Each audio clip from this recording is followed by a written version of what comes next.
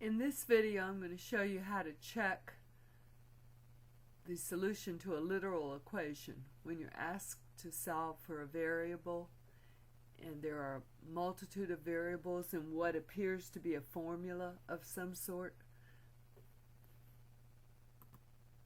First, if you were doing this by hand, you could also do it, work it out. I would like to first replace M1 and M2 by separate variables because the calculator really does not know how to assign variables with subscripts. So let's, instead of using M sub 1, let's let M sub 1 just be M. And let's let M sub 2 be replaced by the letter N. And then we'll have F over G equals Mn over R squared. And in the final answer, G equals capital F R squared over Mn. And another thing, the calculator doesn't have capitals and small letters, so we're going to use all these letters as capital letters. Alright, so let's go to the main screen by hitting quit here. And then what we do to solve this is to assign a value to F, R, M, and N so we can get a numerical value for G.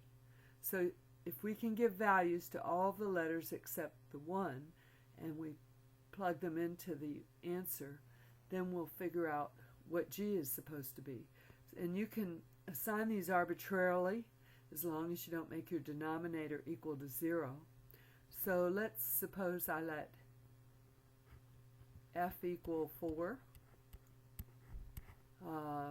R equal 5, M equals 6, and N equal 8. And we'll see what we get for G. Alright, and so then we can do this on the calculator using the store key. So let's store 4 for F, alpha, and F is above cos, and hit enter. Let's store 5 as R. We'll hit the 5 first, then store, and R is above, let's see, where's R? The times key, up. I forgot to hit the alpha key first. Alpha, and then times, hit enter. And then store 6 for M, hit store, and then alpha, and M is above the divide key, and then store 8 for N. Okay, and let's see, alpha, and N is above the log key, and hit enter. And then we're going to evaluate FR squared over MN.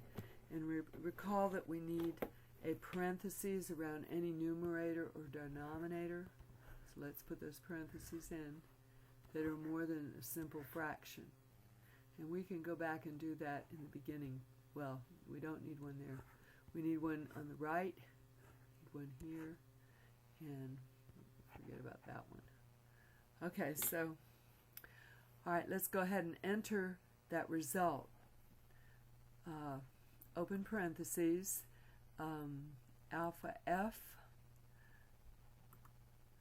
R, alpha R, let's see, I'm not familiar with where these are myself that much, squared, close parentheses, divided by, open parentheses, alpha M,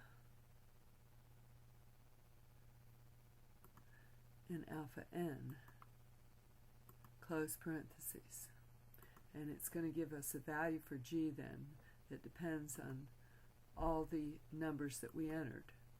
And so we see that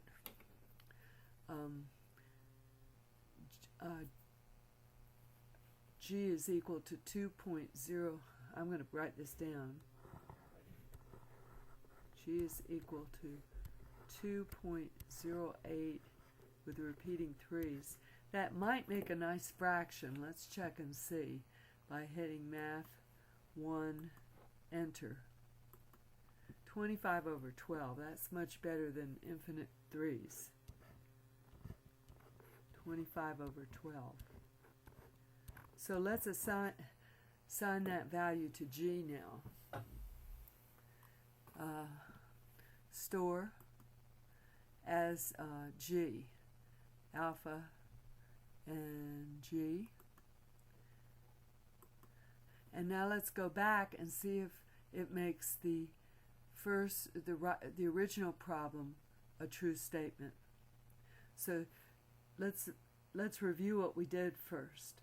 We assigned a different value to each of the variables on the right side of the answer and found out what value of G that resulted in.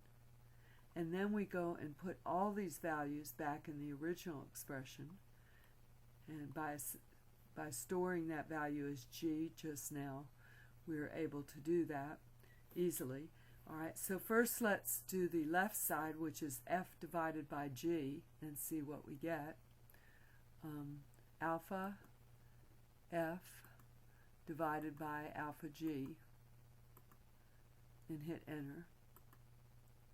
1.92, and if we get the same value on the right side, we're in good shape. So open parentheses, mn, alpha m, alpha n, close parentheses, divided by, open parentheses, r, which is alpha, over the times key, squared, close parentheses, and then hit enter. And we're sure that we haven't made a mistake. Okay, so this is not a trivial check, and as you know, some of the problems are not that easy. So we find the value of G, and then we plug it back into the original expression, F over G, see what we get, and then the expression on the right, and see what we get. And if they're equal, then we're satisfied that we haven't made any mathematical mistakes.